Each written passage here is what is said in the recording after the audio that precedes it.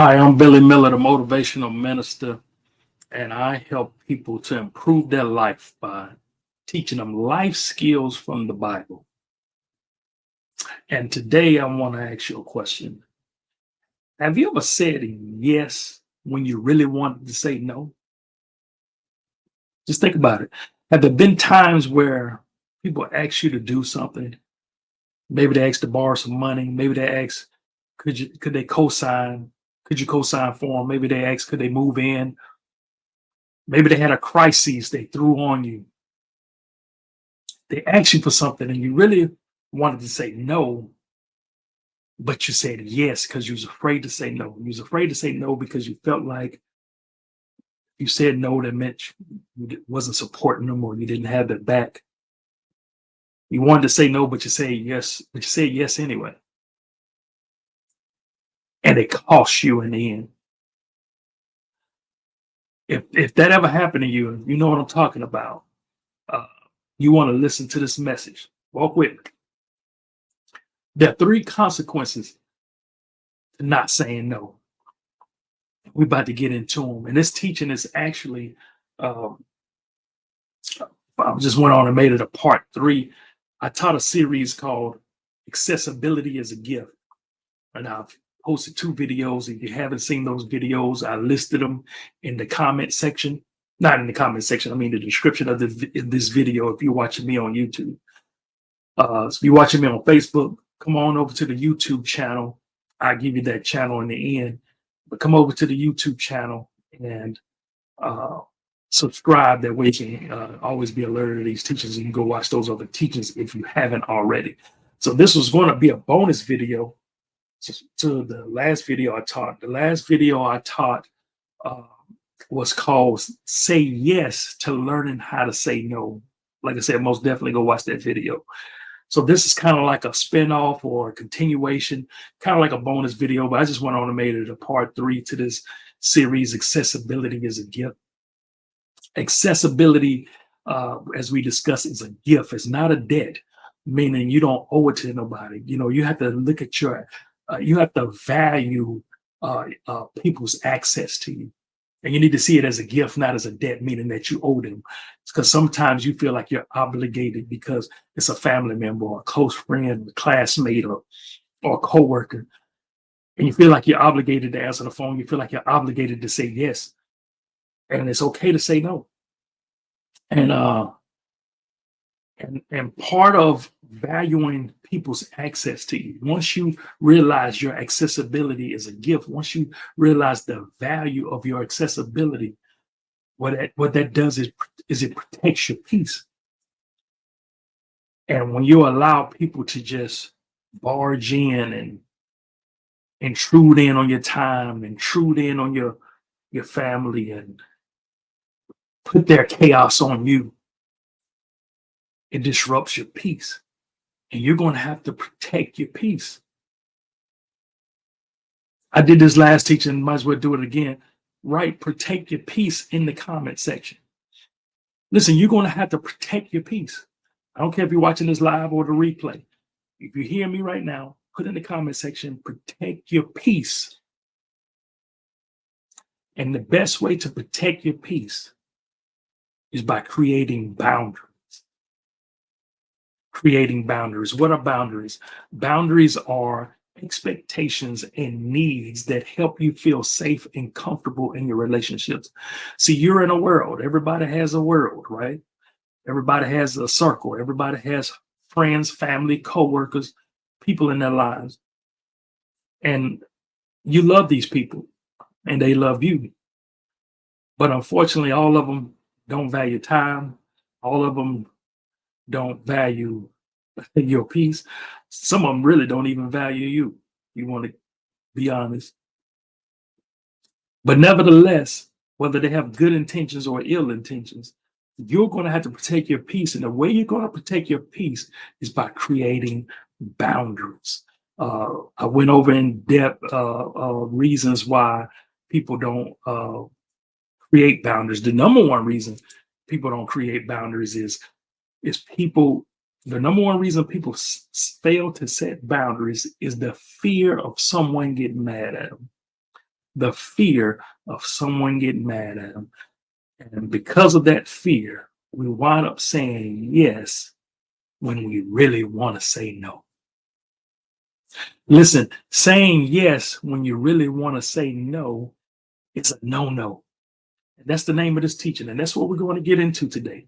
It's going to be a short teaching. I just want to give you these quick nuggets because you're going to have to learn how to say no. Saying yes when you really want to say no is a no-no. Why? Because there are three consequences. More than that, but I'm just going to talk about three today. There are three consequences when you say yes instead of saying no. And that's what we're about to get into. Let's talk about the first thing. The first thing is you're going to waste valuable time. Listen, your time is valuable. Listen, this is the year of time value, right? You need to value your time. The rest of your life here on earth, you're going to have to value your time. I got a whole series called the Time Value Series. And actually, I put this series, the Successibility as a Gift series, under that category. So if you look on my YouTube channel, that's worth, I got this section I call binge worthy series, because I have these series of teachings that are worth binge watching. Just like you go and binge watch a Netflix show or Amazon Prime or Tubi, right? And those things are for entertainment. Well, if you can binge watch that to fulfill your flesh, most definitely go and binge watch something that's going to change your life. Like I said, come on over to the YouTube channel and you're going to see where it says binge worthy series, and it's the Time Value Series. And I'm going to include that in here because you need to understand that your time is valuable. And when you understand your time is valuable, you're not going to let people waste it. You're not going to let people control it. You're going to manage your time. And when you say yes to when you really want to say no, it's going to wind up wasting your time. Let me give you an example. Say somebody come and ask you to borrow some money. You have the money, but you don't really want to let them borrow it. Not because you don't love them, not because of anything bad. You just don't really want to. I mean, this money you had on reserve, you've been managing your finances. That's why you have the money that you had. But this family member, this friend, this person, this coworker, whoever it is, they don't manage their money well, and that's why they're in the situation they're in. And they're saying they're going to pay you back. You want to say no, but you don't want to feel like, man, if I say no, they're going to think that I'm not supporting them or I don't have their back, and they got my back. So you wind up saying yes anyway. If that person pays you back, it's all good. But if that person doesn't pay you back, guess what? You're going to waste valuable time that could have been spent working towards your goal, time that could have been spent with your family, time that could have been spent creating value. Now you're using this time because you're worried about this money or stressed about this money. So let me read this story to you. I read this in a book. I'm gonna read it to you. You just listen. I'm gonna read and tell me, does this sound familiar? And in this story, there's a person who borrowed money, and then there's a person who lent the money. So when you hear lender, that's who that's referring to, the person who lent the money. And then the person who borrowed the money is the borrower, right? So listen. Someone borrows money from a friend, and on the day they're to pay it back, the lender doesn't hear from them. Maybe 2 or 3 days later, the borrower calls with excuses and makes new arrangements to pay the loan. But the new arrangements doesn't happen, and the lender subsequently doesn't hear from anybody. The lender then takes the initiative to call. They say, okay, well, they ain't called me, so let me go ahead and call this person back. So the lender then takes the initiative to call, but the borrower is conveniently never available. They ain't answering the phone. The lender feels dodged. and the chase is on. Come on, I know this sounds familiar to some of y'all. Correspondence ceases altogether as the borrower avoids the lender. By the time they bump into each other by mistake, from the borrower's perspective, the borrower gets selective amnesia and acts as if the money isn't due. So they, you accidentally bump into them into the store and they speaking to you. They ain't even saying nothing about the money. Oh, hey, how you doing? Oh, you good? Your mama good? Your dad? Oh, okay. And so from the borrower's perspective, the borrower gets selective amnesia and acts as if the money isn't due. The lender is too embarrassed to mention the loan. So now the lender, even though the person ain't saying nothing about it, they acting like they don't want to be the one that had to bring it up. They feel too embarrassed to bring it up because now they feel like they're greedy or they thirsty, right? And so now it's just this awkward. Both of them in this fakeness, so to speak. Both of them know the situation, but nobody's saying nothing. They just talking about, yeah, the president and the weather, but in the borrower's mind, they're trying to act like, "Ooh, I hope they don't say nothing about this money." And in the lender's mind, they're thinking like, "Oh, they just go sit here and act like they don't owe me no money," but I don't want to seem like I'm just all I'm thinking about by asking them about it. Are you following? So everybody walks away to avoid confrontation. The borrower feels relieved and the lender feels deceived. And now the relationship is about to be ruined. And guess what you've done? You're wasting valuable time waiting on this money. And it ain't even really about the money, it's about the principle at this point. But now you're stressed. Now you're frustrated. Are you following me? And now you're feeling like, see that I shouldn't even let you borrow the money. It's been a whole month now, and you wasted time on this foolishness. So, which leads to number two, the second consequence. The second consequence is you avoid making them mad, which results in you getting mad. So, like I said, we mentioned this earlier. We said the number one reason people fail to set boundaries is the fear of someone getting mad, right? And so you say yes instead of saying no, because you don't want to make them mad.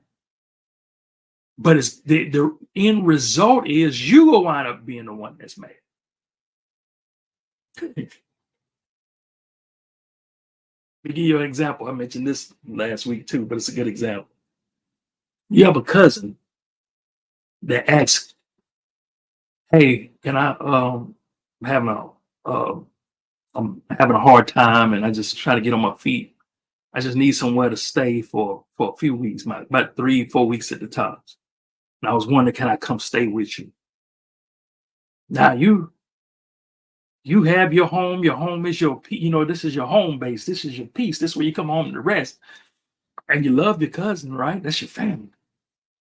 This the one you grew up with when y'all was little kids. Had your back when y'all used to get in fights. And you really don't want your cousin to move in. But you feel like by saying no, you're disappointed. You feel like by saying no, you're not supporting. You don't have his back. You don't want to, but man, he do need some help. So you wind up saying yes instead of saying no. And so then your cousin moves in, right? Just for 3 to 4 weeks. So 3 weeks turn to 4 weeks, turn to 5 weeks, turn to 6 weeks. And similar to the last example I just gave you, your cousin hasn't said anything about his plans. He's been laying around the house, but he hasn't mentioned, like when it came to the 4th week, he didn't say, "Hey, cuz I need a little bit more time." It's been 6, this is 1 week on week 7 now. He hadn't said nothing. And you feel too embarrassed to say something because you feel like if I say something, he might get all like I'm jumping down his throat. And now what turned into several weeks has turned into several months, wasting your time. And now You come home one day, you start complaining. Complaining is a sign of offense. You're offended, so to speak, because he hadn't said nothing. And now you're finding things that are upsetting you and that are irking you. Like you're leaving his socks on the floor, he ain't washing the dishes, right? You don't even know if he looking for a job. And now you feel like he a freeloader, he using you. But you're too afraid to say something. And this particular one day, you said, you know what? I'm at work. I'm about to come home. Today is Monday, 4 o'clock p.m. Eastern Standard Time. That's when Billy Miller do his live videos every Monday at 4 p.m. Eastern Standard Time. So I'm gonna come home. I'll just use today's example. I know I'm just messing. But listen, you have your favorite show you got to watch, right? Let's just say you're getting off work and you plan on coming home. You're off for the next couple of days, and I'm about to go home, sit back in my favorite chair, watch my favorite show, and enjoy myself. But when you come home, your cousin there watching the television in the area that you was gonna watch the television in, and he has company, and you come in and they speak, and you just go to your room because now you're frustrated, you're tired, you've lost your peace. Are you feeling me? Have you ever been here before? I'm in somebody's house right now. Somebody know what I'm talking about.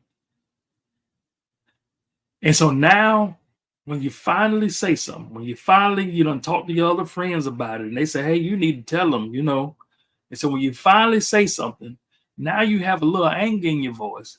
Because now you had to muster up enough courage. And then when you say something, now he feels attacked.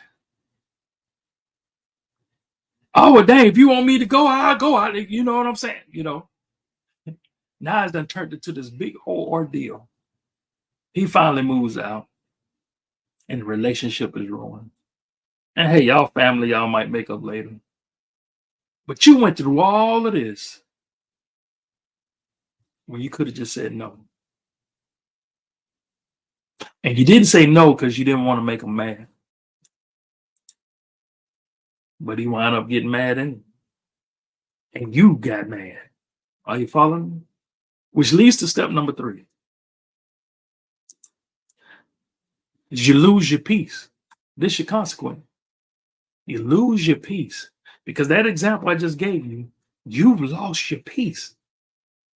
Now, let's go back. Let's rewind. Your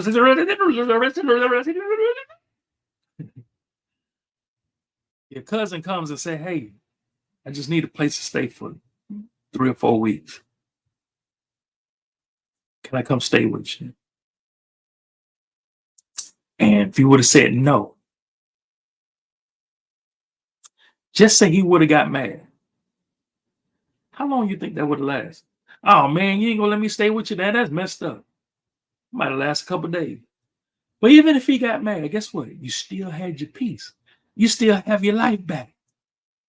And guess what? You had 2 or 3 days later, you ain't even think about it. And now you're using your time towards your goals. Now you're using your time to work on that book you was working on. Now you're using your time to work on your health. Are you following me? But because you said yes instead of saying no, you done lost your time, you done lost your peace, you done lost part of your life. You're stressed, you're worried, and your mind is occupied with this whole situation. All because you couldn't say no. Remember, no is a complete sentence. No is only 2 letters. And we talked about last week, there's ways you can say no. The last teaching. There's common ways. I'm not saying just say no, there's ways you can do it. You can say, hey, listen, it's not because of you, it's for me. It's not the best time right now. I'm not in the best situation that I can do. Hey, I can try to help you with this. Maybe I can help you find a place. Maybe I can give them some money. Maybe you can do certain things to help them, but stop saying yes when you want to say no. Let me give you a last example. As a matter of fact, let me tell you the times I've said no. I remember one time a friend of mine who wanted me to uh, she wanted a computer, right? Now she had bad credit, and the financial institution would not approve her because of her record, right? She wouldn't pay her bills, right? She's maxed out her credit opportunities. And she has bad credit. She knew I had good credit, so she called me and said, "Hey, I want to get this computer, but I can't get it because of my credit. I know you have good credit." She said, "Can you get the computer and I'll just make the monthly payments to you?" Oh no. Oh no, if you've been watching enough of this teaching, I already know that. Oh no. Listen, if you understood that was a hard no, write no in the comment section. Write no. Now listen, does that mean I don't want to help my friend? Does that mean I don't believe in my friend? Does that mean I don't think my friend is trying to better herself? No, that's not what that means. But why would I go and approve you for something that the financial experts have already said you're not trustworthy? Because guess what? You're not going to pay me. And if you don't pay me, then I'm responsible for it. And then it's going to be a problem in the relationship we're on. Listen, I've said it several times, and I'm going to say it one more time, and I'm going to end. That's only especially when it comes to co-signing, because some people say co-signing is a sin, and it's not. And in that situation, she just wanted me to just put it all in my name, right? It's only one reason you should only one way you can co-sign. It consists of two things. Here's the answer. Here's the answer, okay? You need to, number one, be willing, and number two, be able to take on the full debt if that person doesn't pay. And it has to be both willing and able, not just one. Because there's a lot of people who are willing, but they're not able. Hey, they're willing to co-sign, but they're not able to pay this full debt if you don't pay. They're just trying to help you out. And if you don't pay it, not a relationship is wrong. Some people are able, but they're not willing, meaning they got the money to pay for this debt, but they're just trying to help you out. I don't want to pay for it. I got the money to pay for it. They able, but they don't want to. But I'm a co-sign to help you out because you need a co-sign. And then when they don't pay, that person has to pay out of their pocket. Now they upset, and now the relationship is ruined. Are you following? Don't be like that. I knew a lady I knew dearly, and she wanted to help out one of her family members, and the family member needed a car, and the credit, the family, this family member credit was so bad that she couldn't even co-sign for him. They said her name can't even be on it. This is the track record she has proven. Her name couldn't even be on it. It's the only way you can get this car if this co-signer puts it on their name solely. And so that's what that lady did. She didn't want to say no. She wanted to help out. So she put the car in her name. And this family member. Can you guess what this family member did? Can you guess what this family member did? I'm gonna see how prophetical you are. Well, I'll put it this way. The lady who she put the car in her name, she saw this other vehicle maybe about a year later that she wanted. And her and her friends and her sisters, all of them was getting this same vehicle. She said, "Sure, I'm about to go get this vehicle too," right? So she went to go get the vehicle. She said, I'm gonna deal with the same man I always deal with. And because her credit was she had good credit. She had like a seven, yeah, like a 750, I think it's a credit score. She had a good, decent credit. But when she went, she realized her credit score was in the 400s. Why was her credit score in the 400s? She was disciplined with her finance because the car that she purchased for this family member had made payments on. And it didn't ruin the family member's credit because it wasn't in her name. It ruined that lady's credit. Why? She was afraid to say no. Oh man, I hope y'all getting what I'm saying. I hope this is, if I'm saying anything you like, listen, hit the heart. You're gonna have to learn how to say no. Put the word no in the comment section. Let's go ahead and practice this now.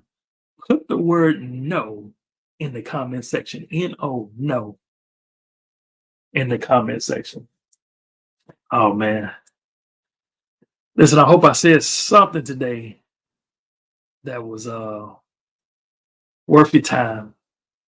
I hope I said something today that bless your life. Yeah, even if you're watching the replay, put no in the comment section. And listen, I hope I said something that that'll change your life. Learn how to say no. There's better ways to say it. Like I said, you don't have to be cruel. You don't have to be rude, but you can say no in a calming way. Listen, you like my shirt? It says, I write books that change lives. Listen, if you benefit from my teachings, I want to give you a special offer. I don't know how long this offer is gonna last. I've had it up for a while. People have been taking advantage of it. And this is what I call the this is the Library of Billy Miller. These are all four of my books. And these four books, if you see right there on the bottom, it says, this is for the serious investor. There are people who are called the serious investor because they invested in all four of these books. Like my vision partner, Tanetta, she's purchased all four of these books and then some. Like Tamika, she's purchased all four of these books. Jessica,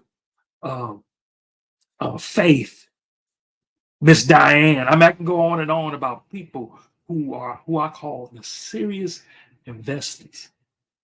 And these are all four of my books. I'm working on more because that's what I do. I write books that change lives. Listen, I don't write books to build my resume. I don't write books to have something to talk about at tea parties. I write books that change lives. I don't even write books to get wealthy. But if like I always say, if I get wealthy from selling books, oh well. But guess what? Even if I'm broke, I'm still gonna be writing books. Why? Because I write books to change lives. Now I would love to get wealthy by writing books because somebody said when you're paid to do what you love, you'll never work another day in your life. And that is my goal, to be a full-time writer. So I do work a job now, but until then, I'm still writing books. And I got all four of these books.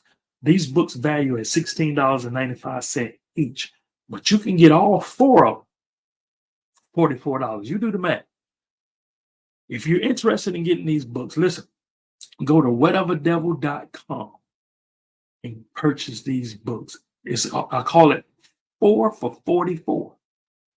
4 for 44. Just go to my website, click the look on the menu, and click the link that says books. You can get one of them each if you want. But if you're a serious investor, if you're serious about investing in your life, listen, there's a quote that says, investing in knowledge pays the best interest. Listen, you can invest in stocks, you can invest in bonds, you can invest in properties, you can invest in people. Investing in knowledge pays the best interest. One of these books will change your life. Imagine what all four of them are going to do. Get it while it's available. Like I said, I'm not sure how long I'm going to do this offer. Of course, the books will always be there for sale, but you have to pay $16.95 each for each one of them. But this is a special deal I want to give for the serious investor. Listen, I love y'all. Y'all take care. Y'all stay up. Y'all stay blessed.